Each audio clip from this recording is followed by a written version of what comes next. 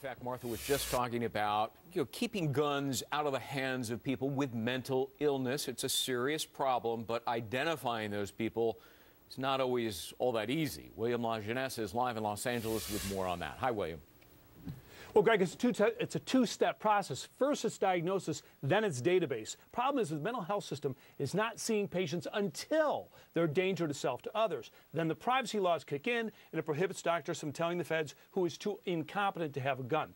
Arizona law, however, is more lenient. It gets patients evaluated without a court order, and it's there experts want the ability to put patients into the National Background Check Database. Team 10 to base.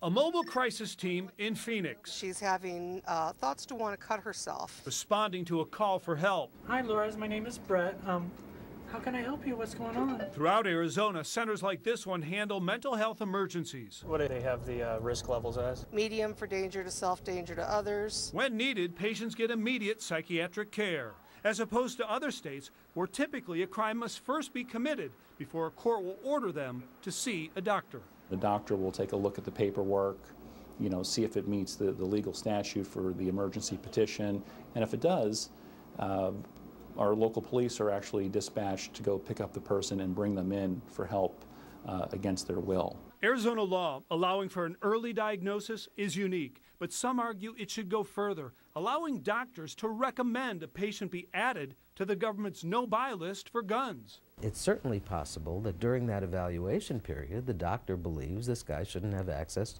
to a weapon. That doc ought to be able to call DPS and put Mr. Jones on a list. Current privacy laws prohibit therapists from calling police absent a specific threat. Attorney Chick Arnold says it may be time to change. The law of confidentiality is really simple. Everything is confidential except when it's not. And when it's not is when our community has decided that its rights are more important than that individual confidentiality right.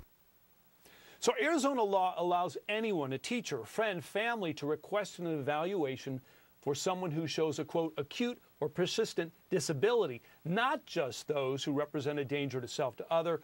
Greg, so getting those who are most unstable onto the buy list, however, as the discussion, alluded to, is controversial, and that's where Congress is trying to tackle that issue. Back to you. All right, William LaJeunesse, live in L.A. William, thanks.